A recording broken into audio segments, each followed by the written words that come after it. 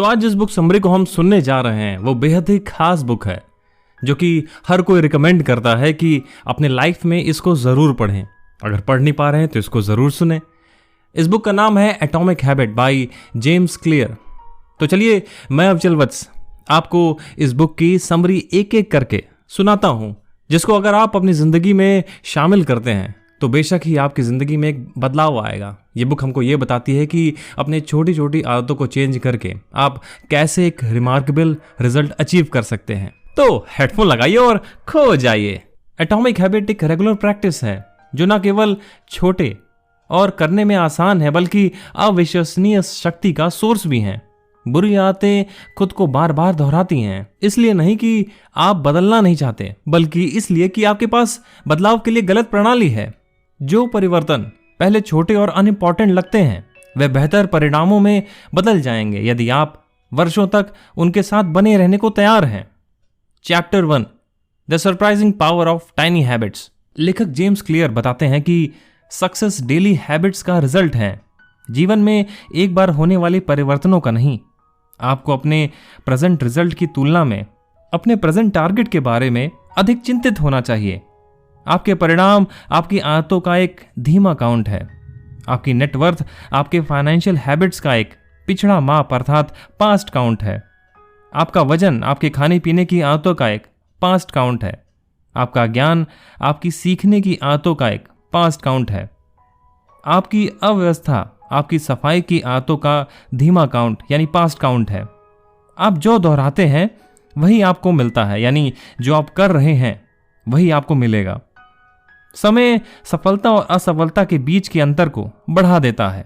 आप इसे जो कुछ भी खिलाओगे वह बढ़ जाएगा। अच्छी आदतें समय को अपना सहयोगी बनाती हैं, बुरी आदतें समय को आपका दुश्मन बना देती हैं। लक्ष्य उन परिणामों के बारे में है जिन्हें आप प्राप्त करना चाहते हैं और सिस्टम उन प्रक्रियाओं के बारे में है जो उन परिणामों तक ले जाती है। निर्णायक क्षण अक्सर कई पिछले कार्यों का परिणाम होती है जो एक बड़े बदलाव को लाने के लिए आवश्यक क्षमता का निर्माण करते हैं।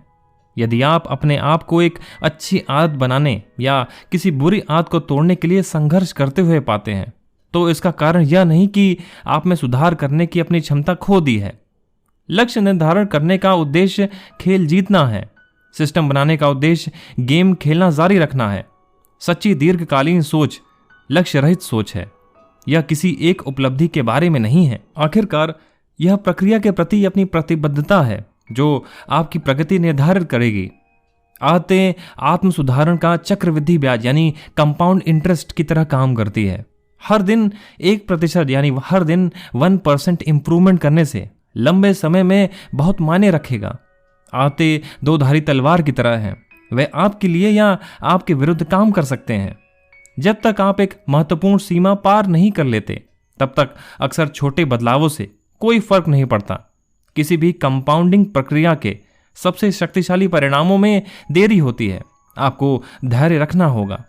एटॉमिक हैबिट एक छोटी आदत है जो एक बड़ी प्रणाली का हिस्सा है। यदि आप बेहतर परिणाम चाहते हैं तो लक्ष्य निर्धारण करने के बारे में भूल जाएं।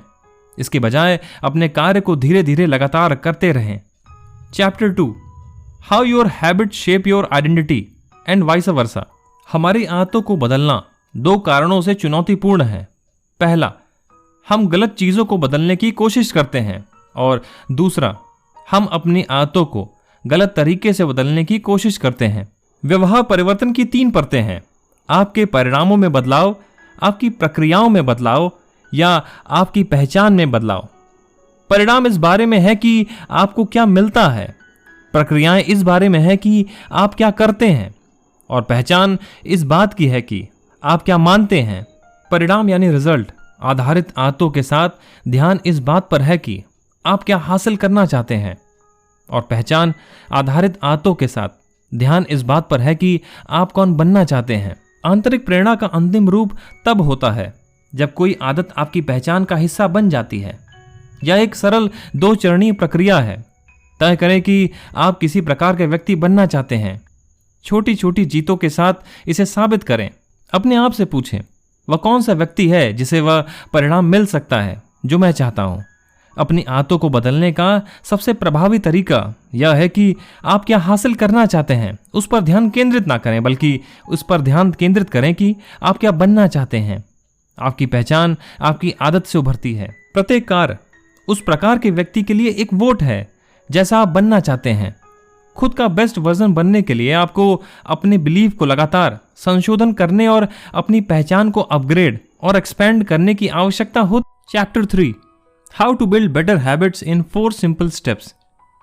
जब भी आप अपना व्यवहार बदलना चाहें तो अपने आप से पूछें, मैं इसे कैसे स्पष्ट कर सकता हूं, मैं इसे आकर्षक कैसे बना सकता हूं, मैं इसे कैसे आसान बना सकता हूं, मैं इसे सेटिस्फाइंग कैसे बना सकता हूं। असल में आदत एक ऐसा व्यवहार है जिसे ऑटोमेटिक होने के लिए बहुत बार रिपीट करना पड़ता है। आदतों का अंतिम उद्देश्य जीवन की समस्याओं को यथासंभव कम एनर्जी और एफर्ट से सॉल्व करना है। व्यवहार परिवर्तन के 4 नियमों का एक सरल समूह है जिसका उपयोग हम बेहतर आदत बनाने के लिए कर सकते हैं, और ये सब हैं। पहला, इसे स्पष्ट करें, इसे क्लियरली अपने माइंड में डिफाइन कर दें कि आप किस आदत को अपने लाइफ में अडॉप्ट करना चाहते हैं। दूसरा, इसे आकर्षक बनाएं, इसे काफी इंटरेस्टिंग बना दें। किसी भी आदत को अपने लाइफ में अडॉप्ट करने के लिए उसको इंटरेस्टिंग जब तक नहीं रहेगा तब तक आपका मन उसे पूरी तरह से अपना नहीं पाएगा। तीसरा, इसे आसान बनाएं, इसे बहुत ही इजी छोटे छोटे सिंपल स्टेप्स में बांट करके इसे अपनाने की कोशिश करें। और चौथा, इसे संतोषजनक बनाएं, यानी अपनी आदत को एकाएक इतने बड़े पैरामीटर्स में मत सेट कर दीजिए ताकि आप उसे अपनाने में ही हालत खराब हो जाए। और इसी के साथ हम अब चैप्टर 3 पे आ गए हैं, जो कि कहता है the man who don't look right. तो अब तक के सारे पॉइंट्स आप यथासंभव शायद सही समझ गए होंगे, नहीं समझे तो एक बार फिर से सुनिएगा। यदि आपको यह निर्धारित करने में परेशानी हो रही है कि किसी विशेष आदत का मूल्यांकन कैसे किया जाए, तो आप अपने आप से पूछें, क्या वह व्यवहार मुझे उस प्रकार के व्यक्ति बनने में मदद कर सकता है जैसा मैं बनना चाहता हूं? क्या यह आदत मेरी डिजायर्ड आइडेंटिटी के पक्ष या विपक्ष में वोट देती है? विथ इनफ प्रैक्टिस आपका ब्रेन उन संकेतों को पहचान लेगा जो सचेत रूप से इसके बारे में सोचे बिना कुछ परिणाम की भविष्यवाणी करते हैं। एक बार जब हमारी आदत ऑटोमेटिक हो जाती है तो हम जो कर रहे हैं उस पर ध्यान देना बंद कर देते हैं। व्यवहार परिवर्तन की प्रक्रिया यानी हैबिट चेंज करने का प्रोसेस हमेशा अवेयरनेस से शुरू होता है। इससे पहले कि आप उन्हें बदल सकें, आपको अपनी आदतों के बारे में अवेयर होना होगा। आदतें स्कोर बोर्ड का एक सरल अभ्यास है जिसका उपयोग आप अपने व्यवहार के बारे में अधिक अवेयर होने के लिए कर सकते हैं। Chapter 5, the best way to start a new habit. व्यवहार परिवर्तन यानी हैबिट में चेंज लाना का पहला नियम इसे स्पष्ट करता है।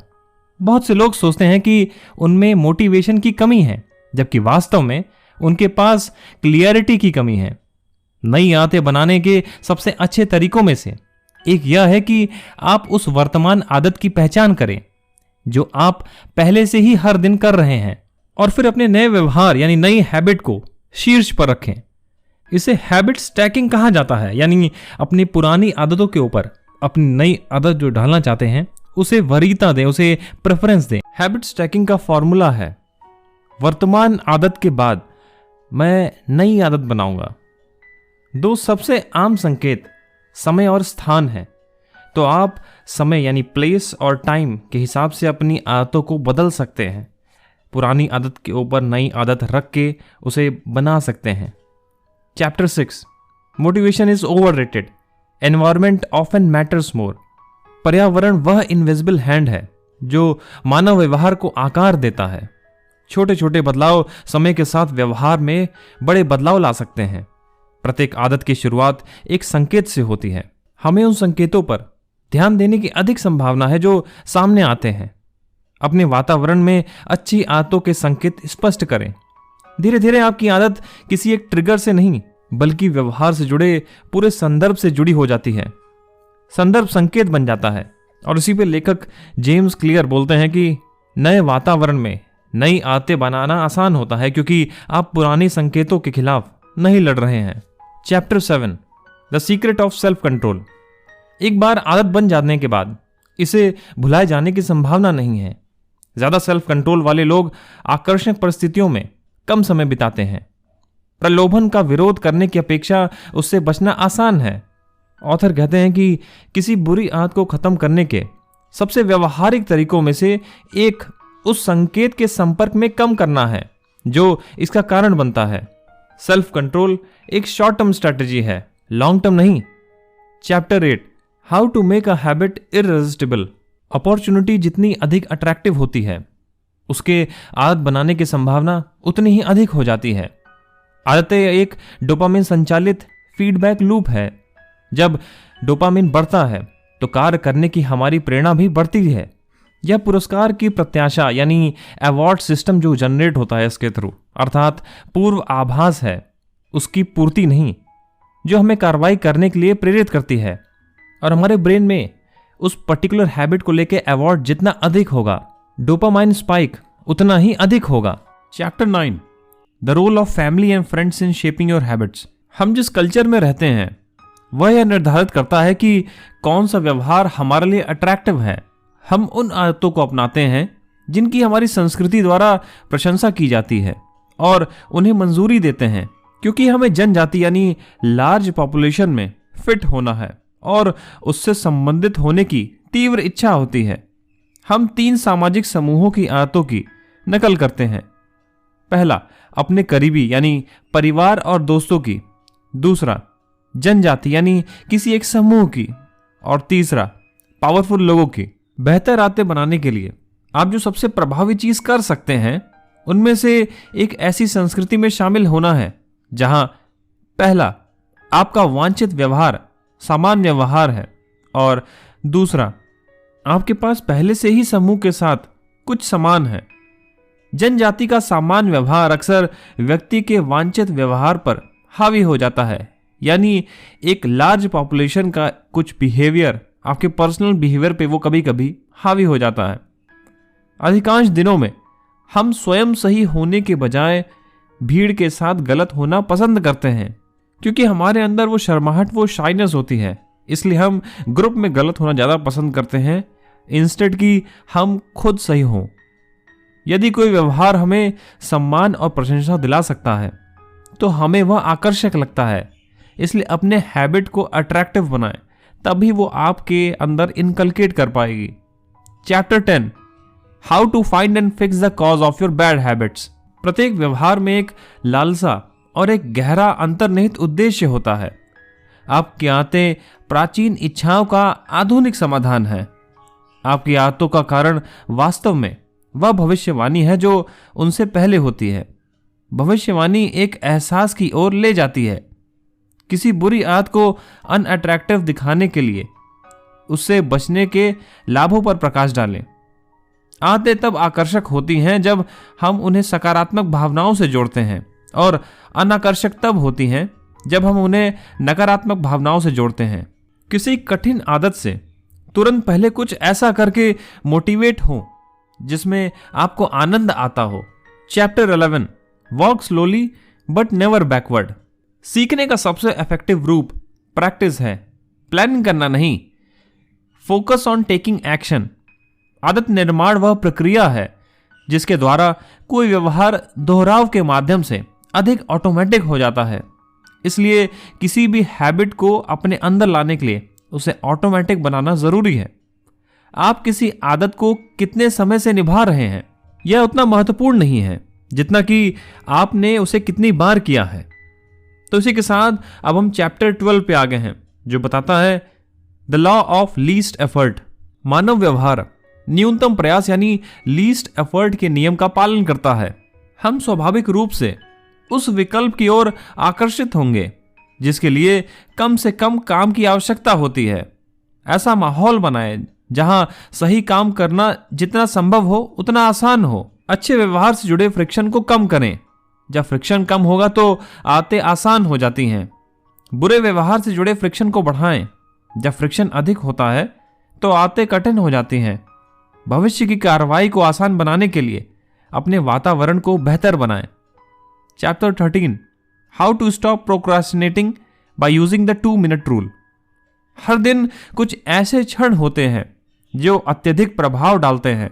ऑथर जेम्स क्लियर उन छोटे विकल्पों को निर्णायक क्षण बोलते हैं, यानी उन छोटे डिसीजंस को निर्णायक यानी डिसाइसिव टाइम बोलते हैं।